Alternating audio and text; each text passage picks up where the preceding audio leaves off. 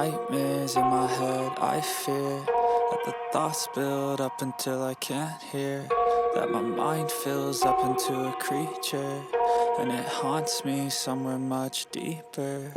Anxiety, filling up every space, no privacy, and silently, it could build and build until you...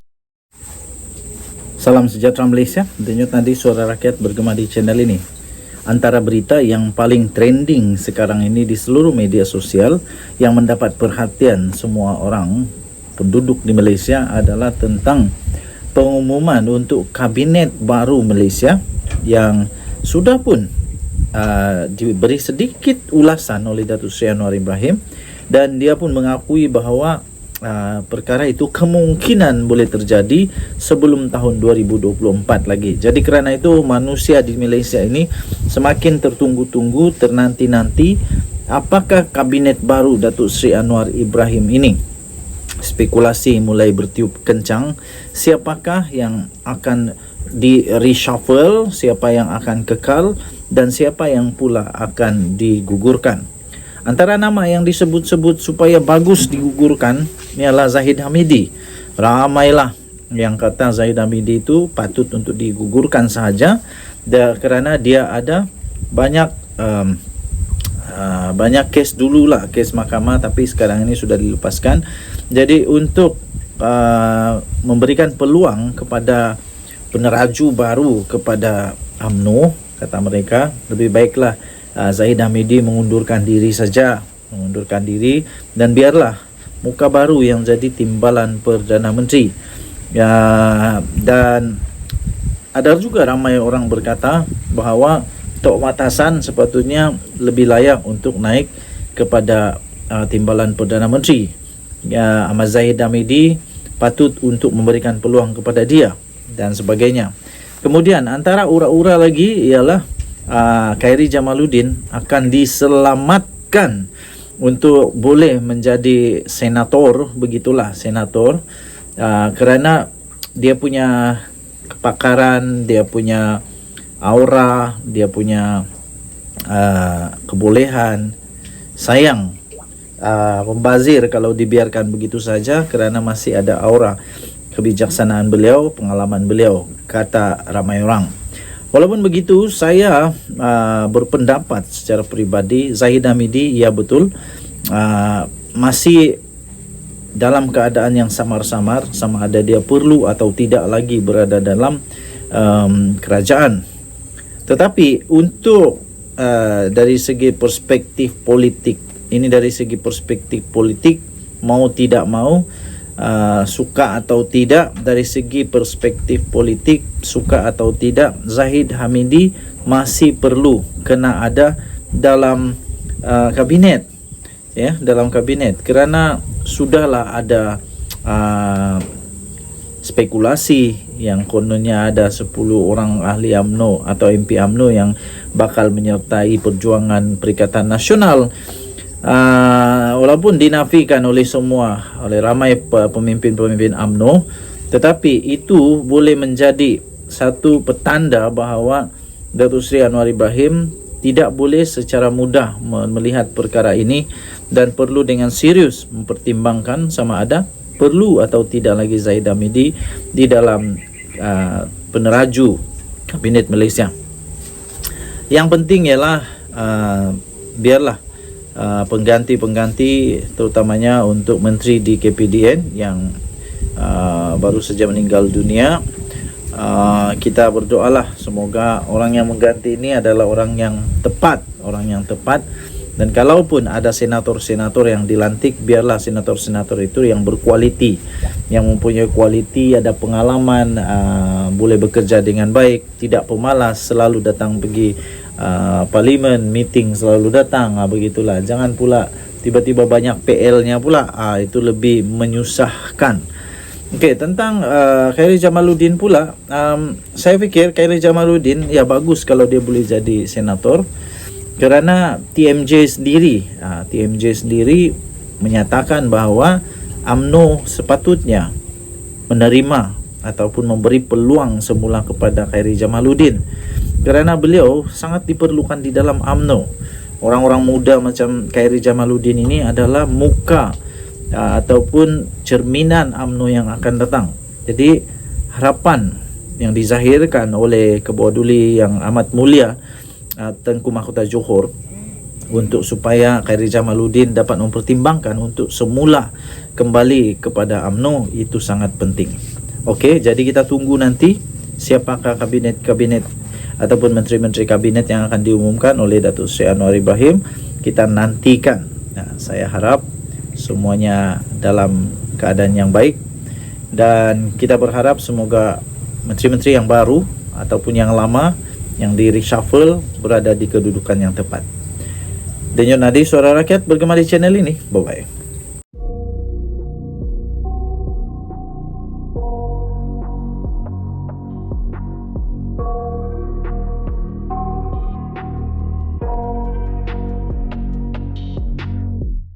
I got nightmares in my head, I fear that the thoughts build up until I can't hear, that my mind fills up into a creature, and it haunts me somewhere much deeper.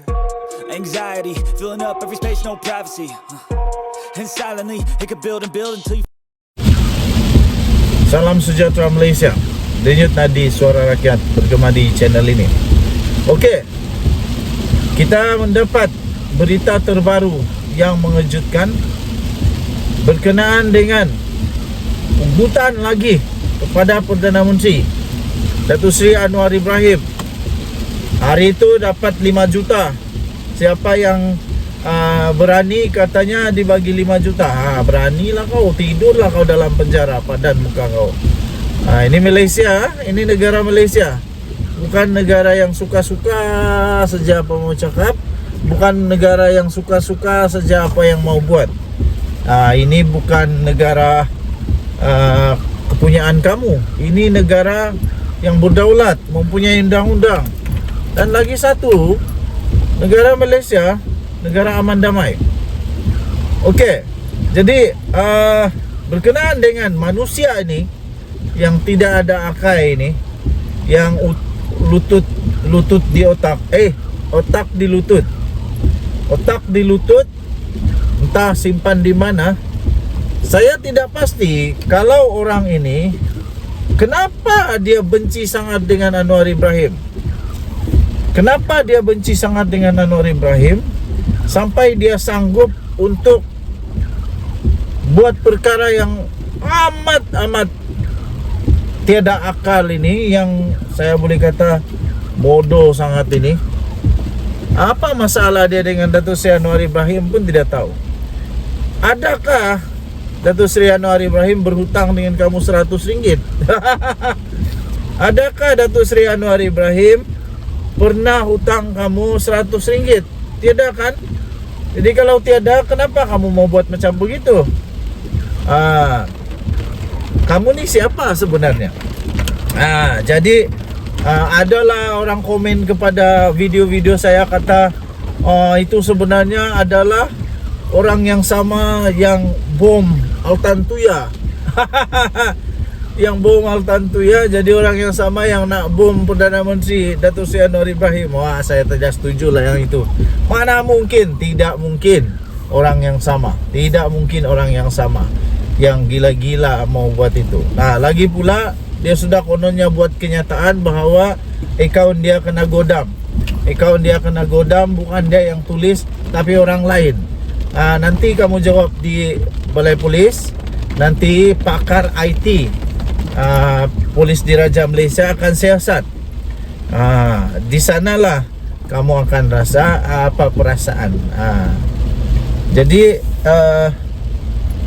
kerana kebencian yang tanpa akal, kerana kebencian yang tidak berasas, kerana kebencian yang tidak bersebab, hancurlah masa depanmu, wahai manusia yang tidak berotak.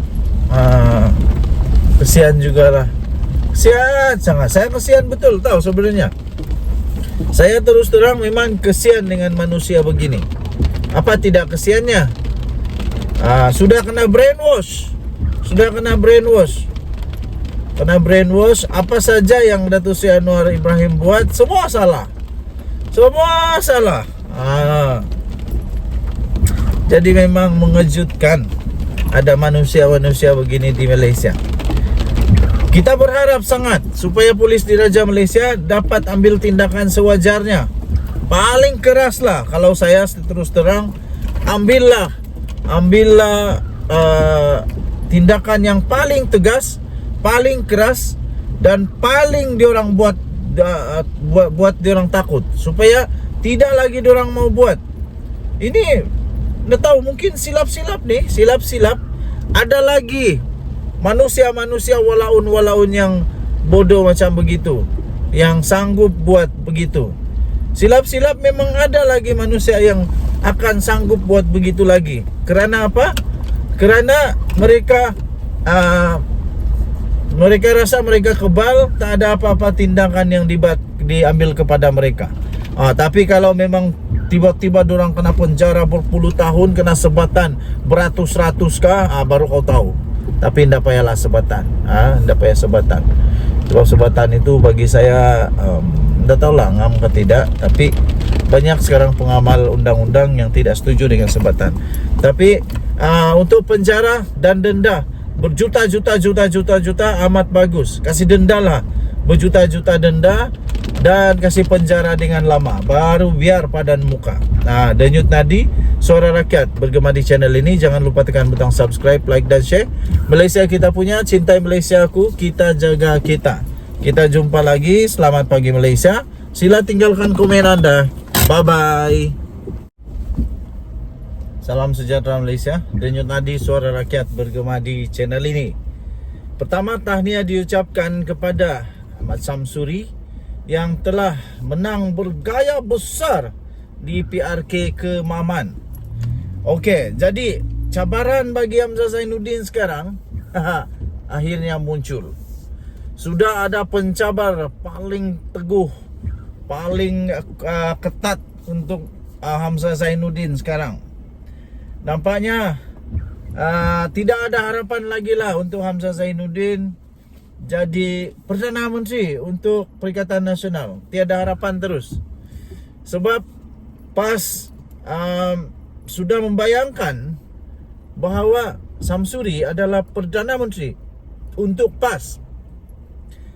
Samsuri adalah Perdana Menteri untuk PAS. Baik, tuan-tuan dan puan-puan yang dihormati sekalian. Sebelum dia jadi Perdana Menteri, dia kena belajar dulu untuk menjadi pembangkang. Dia kena belajar dulu untuk jadi pembangkang. Jadi kerana dia ini adalah calon untuk Perdana Menteri, dia perlu untuk belajar dulu menjadi ketua pembangkang.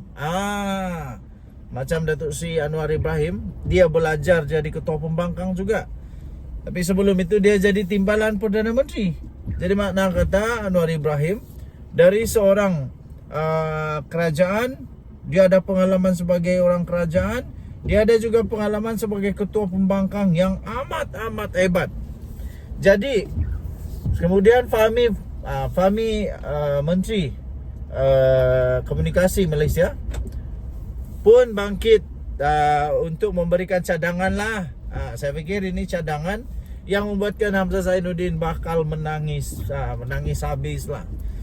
Fahmi kata, apa kata kalau bagilah kepada Hamzah Zainuddin, kepada Ahmad Samsuri ini jadi ketua pembangkang.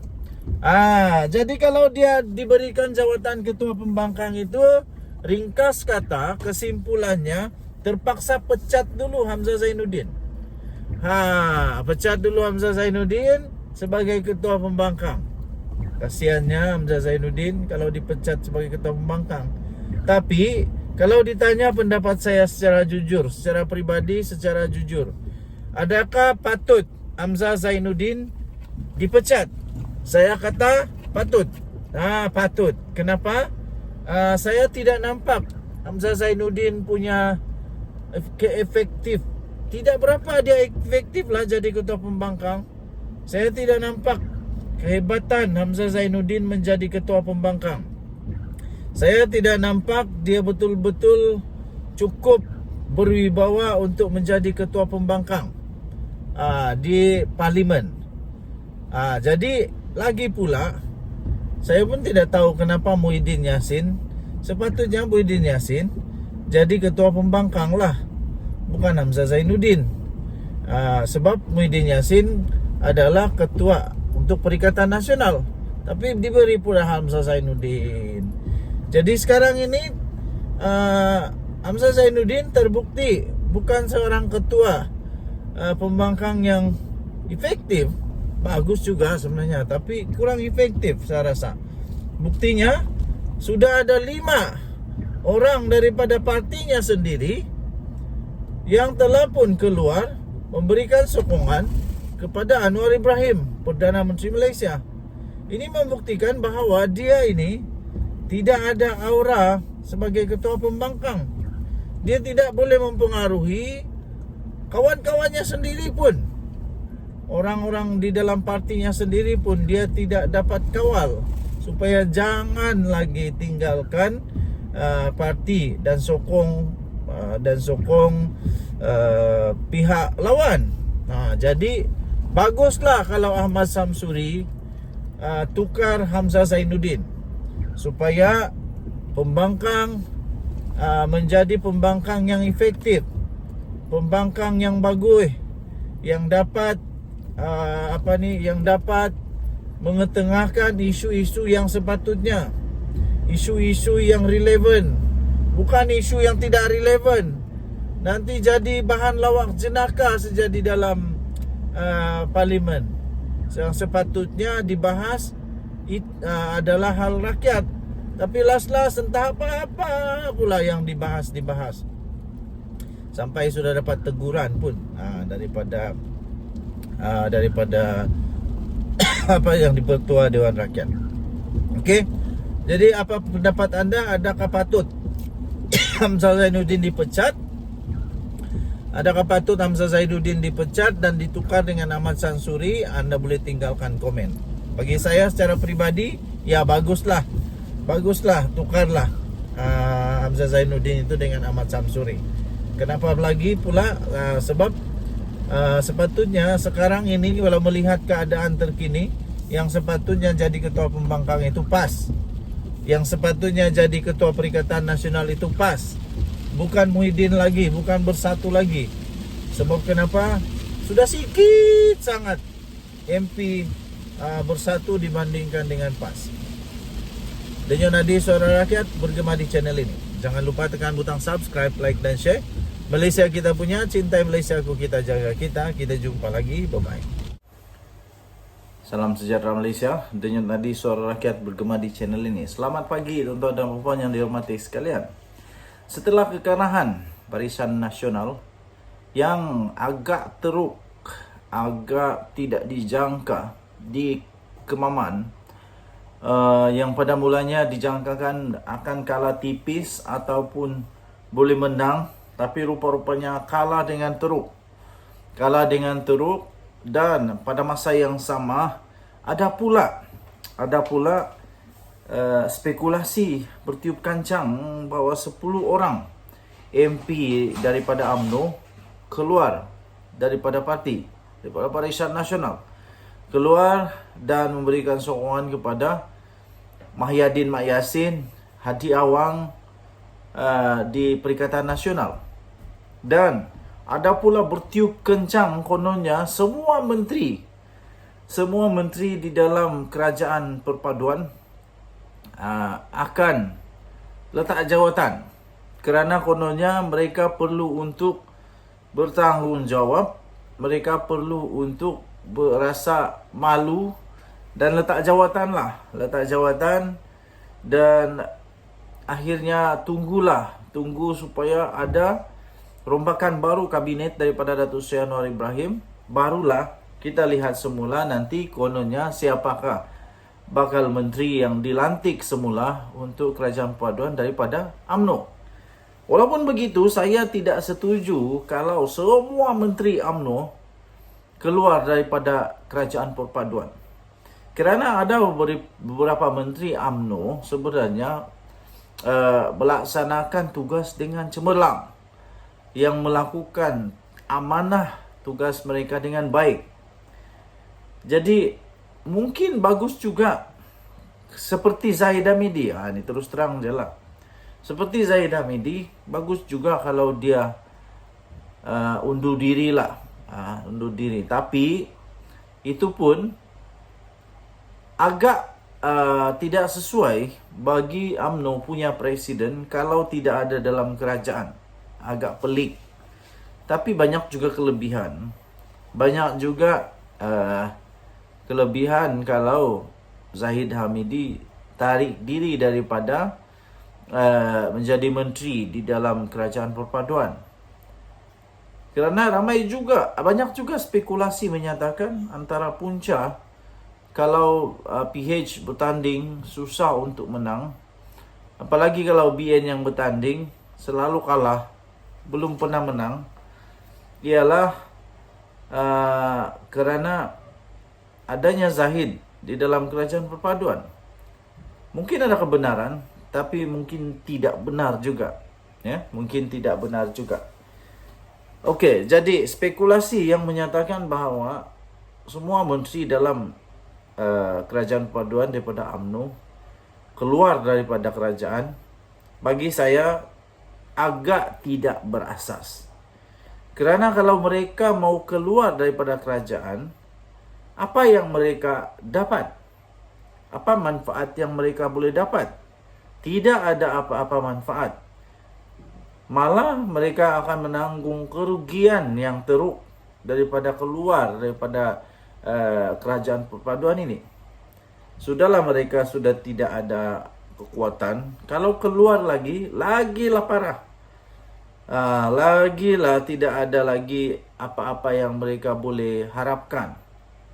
Jadi saya fikir spekulasi bahawa semua menteri keluar daripada kabinet kerajaan perpaduan ini agak tidak berasas dan hampir mustahil untuk berlaku. Dan saya fikir kalau ia pun 10 orang daripada UMNO mau keluar daripada UMNO dan beri sokongan kepada Perikatan Nasional, itu mungkin bukan daripada kalangan menteri-menteri. Bukan daripada kalangan menteri-menteri. Kerana mereka tidak akan sanggup untuk mengorbankan jawatan hanya untuk menyokong Perikatan Nasional. Lagipun dapat apa dengan sokong Perikatan Nasional sekarang ini? Kalau hanya 10, tidak ada apa-apa yang berlaku. Malah hanya merugikan mereka sahaja. Tidak ada apa-apa yang berlaku, malah hanya merugikan sahaja jika sokong Perikatan Nasional.